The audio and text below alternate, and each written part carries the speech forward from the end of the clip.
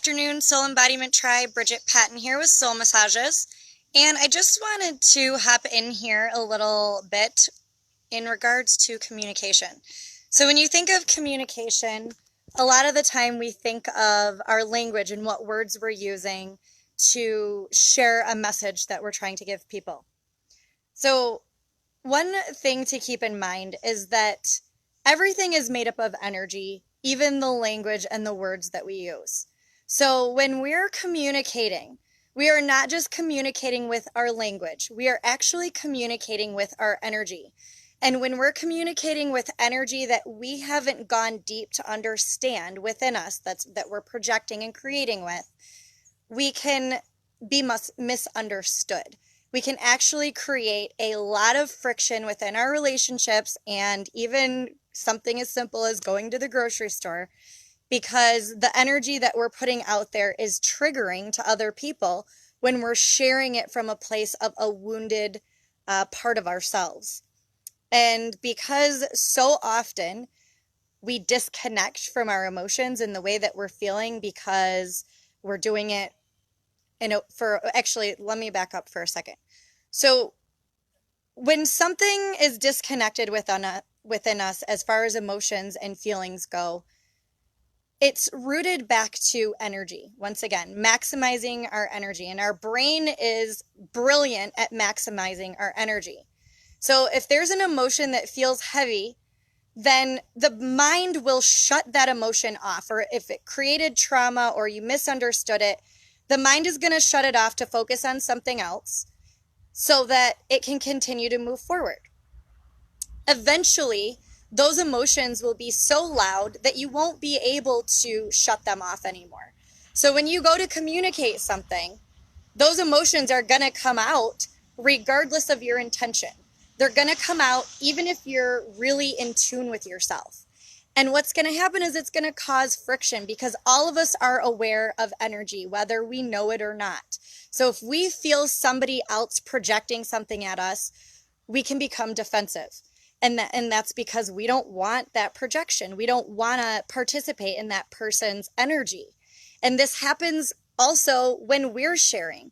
If we're not self-aware and we don't know that we're being triggered or activated, or we don't understand what that message is that needs to be processed or digested within us, when we go to communicate and we get triggered, we're going to create friction. We're going to hurt somebody else's feelings, essentially, because that energy is destructive. That energy is there for us to break down what is not serving us. It's to break down belief systems and paradigms in this world that are not in alignment with source.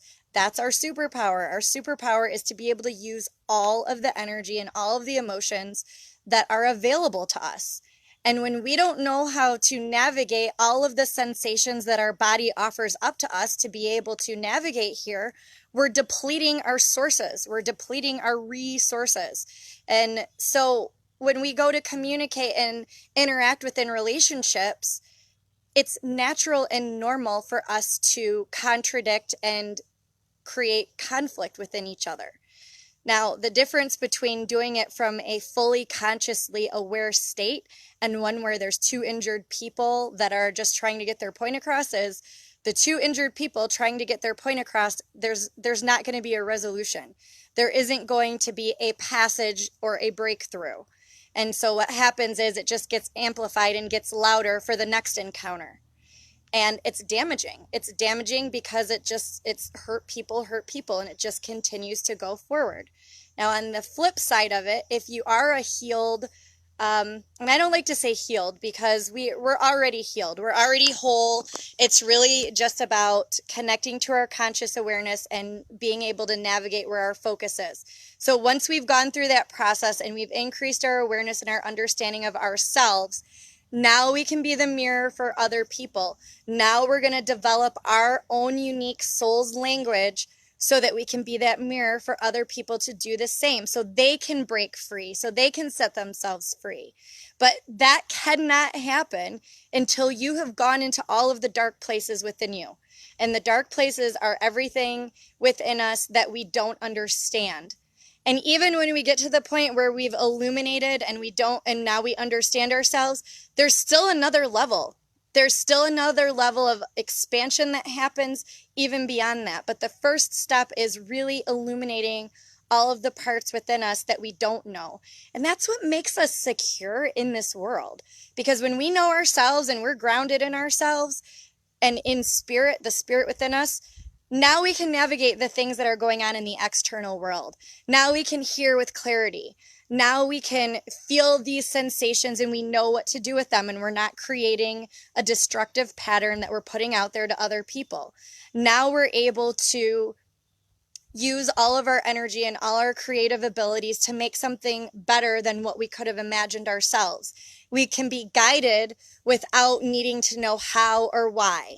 We can be guided and still be present in the moment, and we aren't trying to figure it out.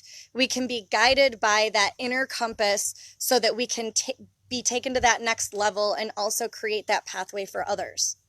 So hopefully this message really resonates with you guys. And if you have any questions, you know you can reach out to me. When you're ready to learn your soul's language, reach out to me.